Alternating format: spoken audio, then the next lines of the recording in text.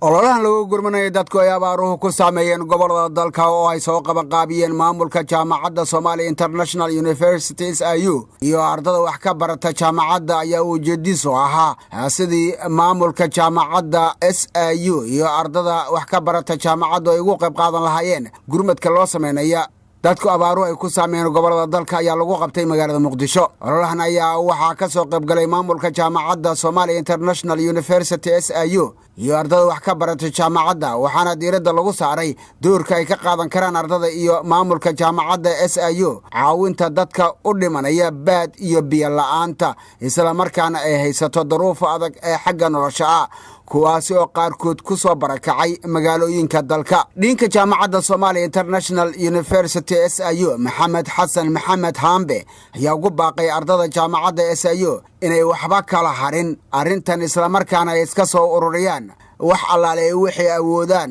taasi ay ugu qayb qaadan karaan badbaadinta shacabka Soomaaliyeed. waqtiga qofka bini'aadamka uu leeyahay ama waxa aad leedahay rasmiga aad leedahay waxa waaye waxa aad baxsatay ee maanta ka hormaray inta kale ta ku taalo guriga inta kale ta laga yaabo inaad siyaabo kale u heysatid waxa laga yaabaa inay ku haraan adduunyada maalinta laga qaadana aad ka tagtid laakiin inta ku raacaysa ka hormaraysa waa inta aad maanta la baxday caradada iga fiicana jira dad iga fiicana jira hadalka iyo soo qabashadiisa dad iga fiicana jira sheegista marxaladda la joogo in ayaga ku wareejiyo laakiin aan idin sheego maantay baahida wadankan ka jirta shakhsiyan wax weyn aad ka qaban kartaa baahiyaha maanta dadku baahan yihiin shakhsiyan wax weyn aad ka qaban kartaa. gudoomiyaha jaamacadda Somali International University SIU Dr. Cabdiraxmaan Ducaale oo ka hadlay goobta ayaa ku booriyay dhammaan ardada wax ka barata kulliyadaha kala duwan ee jaamacadda SIU inay u gurmadaan dadka walaalahooda oo ay abaartu ku saameysay gobolada dalka isla markaana ay iska soo ururiyaan wax alaale wixii awoodaan gacan ka geystaan sidii ay u badbaadin lahaayeen dadka u dhimanaya baadka iyo biyo la'aanta. ujeedada la isku keenyarina waxa weeye meel hoo u baahan hadal waxba kama taro meel hoo bay u baahantay arinta taagan maanta hadal waxa ma tarayo waxa la doonayaa in dadka ay noo caawina la rabaa marka caawinaantaasina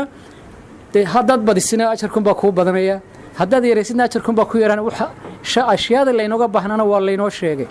wixii guriga inagu aynu hadda guriga ku haysano ayay iyaguna u baahan yihiin waa cunto waa biyo waa agabkii lagu isticmaalayay nolosha ee kala duwanaa weey marka insha Allah kambaska kala asaas leeg ayaa loo soo wacyi geliyay idinkana waxaan filayaa insha Allah in biidhnillaahi tacaala aad wixii aad awoodi kartaan idinkoo waxba hakran aad samayn doontaan insha Allah diilahaydmo. abaaraha ka jira dalka ayaa waxa ay saameyn ku yeesheen dadka iyo duunyada ku nool gobolada dalka ayadoo ay u dhimanayaan dad iyo duunyo ku nool gobolada dalka Soomaaliya. Muuse Cismaan Abtow, telefishinka qaranka Soomaaliyeed, Muqdisho.